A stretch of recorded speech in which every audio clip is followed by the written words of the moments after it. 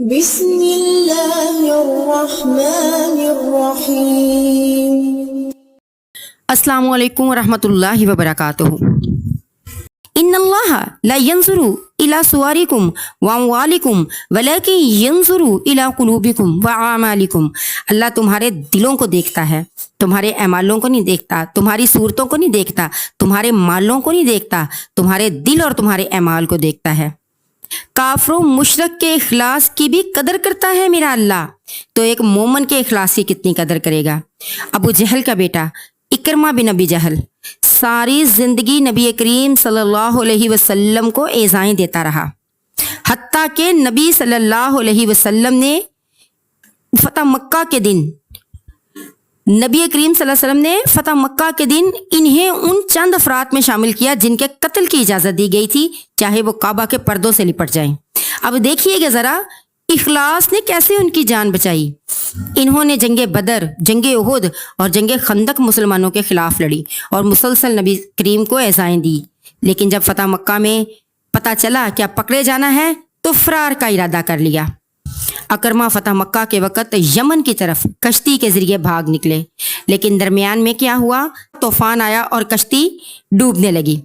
جب کشتی ڈوبنے لگی تو اللہ نے نقشہ کھینچا۔ اللہ نے فرمایا یہ جو ہے نا کافر و مشرک مکہ کے، کیا ہوتا تھا، سمندری طوفان آتا ہوا، جاءہم الموج من کل مکان، ہر طرف سے موجیں آتی، تو کشتی کا جو ملاح تھا نا وہ کہنے لگا لات کو نہ پکارنا، منات کو نہ پکارنا، نہ عزا کو، نہ نیلا کو، نہ اصاف کو، کسی کو نہ پکارنا، بلکہ کیا کرو، اخلصوا لہ فإن آلہتکم لا تغزی عنکم شیئا۔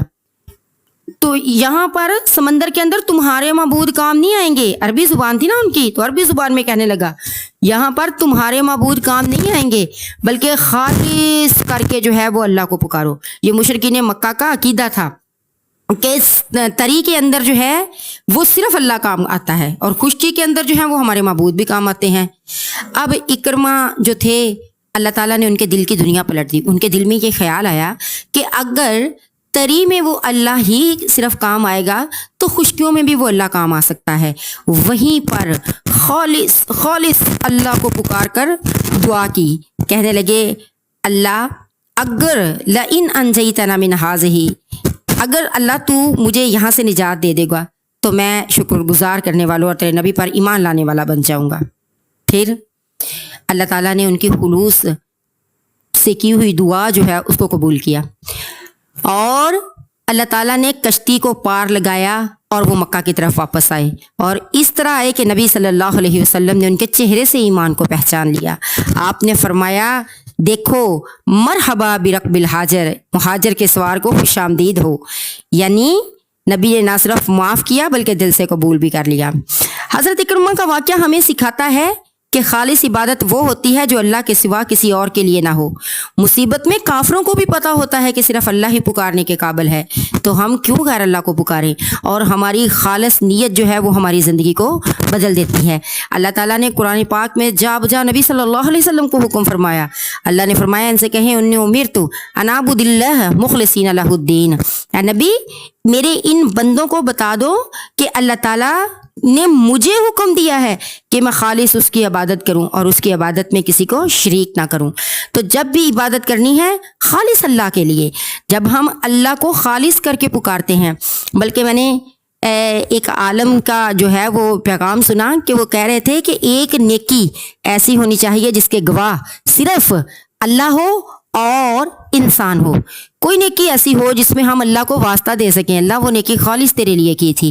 احادیث کے اندر ایسے جا بجا واقعات بکھرے ہوئے ہیں جس میں لوگوں نے اللہ کو اپنی اس نیکی کا واسطہ دیا جو صرف اللہ کی رضا کے لیے خالص کی گئی تھی۔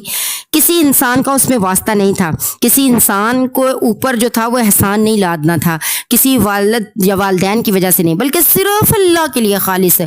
تو اللہ تعالیٰ نے اس ایک نیکی کا صلہ دیتے ہوئے ان کی نہ صرف سنی بلکہ اللہ تعالیٰ نے ان کو جو ہے وہ نواز بھی دیا. تو اکرمہ اس وقت کافر تھے, اللہ نے سنی اور ان کو جو ہے وہ ایمان بھی دے دیا, موت سے بھی بچا لیا, اور ان کے واقعہ کو ہم لوگوں کی نصیحت بھی بنا دیا کہ اکرمہ کے واقعہ سے نصیحت پکڑو کہ جو خالص اللہ کو پکارتا ہے, چھپ کر اللہ کو پکارتا ہے, دل میں اللہ کو پکارتا ہے کہ کوئی اور نہ سنے, تو اللہ تعالیٰ اس کو وہ عطا کر دیتا ہے. جب تک ہماری نیت خالص نہ ہوگی صرف اللہ کو پکارنے کی, ہم تو کہتے ہیں کہ جیسے چھت کے ساتھ سیڑھی لگائی جاتی ہے ایسے ہی ہم کسی کو وسیلہ بنائیں گے تو اللہ تک پہنچیں گے جو شہر کے بھی زیادہ نزدیک ہے.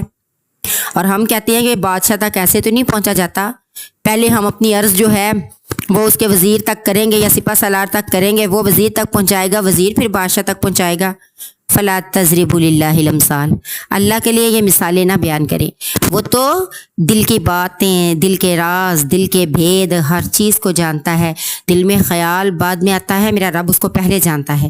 تو اللہ نے قرآن پاک میں جا بجا ہر جگہ یہ حکم دیا کہ اگر میری عبادت کرنی ہے تو خالص, پیغمبروں کو حکم دیا تو یہ کہ خالص میری عبادت کرو, خالص مجھے پکارو.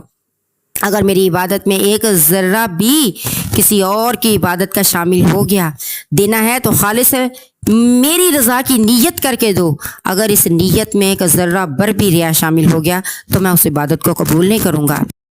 وما امروا الا لیعبدوا اللہ مخلصین لہ الدین, اور وہ حکم نہیں دیے گئے مگر اس بات کا کہ اللہ کی عبادت کریں تو اس حالت میں کریں اس کے لیے دین خالص کر کے.